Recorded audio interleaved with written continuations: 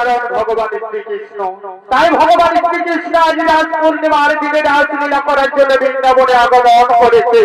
আর এতক্ষণে শ্রীকৃষ্ণের ভূমিকায় নৃত্য পরিবেশন করে দেখাবে ইনি হলেন মানে মা ঘোরমা পার্বতী মহিলা কৌশল বিরস্তাদি সুচিত্রা সহিতের মা শ্রীমতী শিবানী।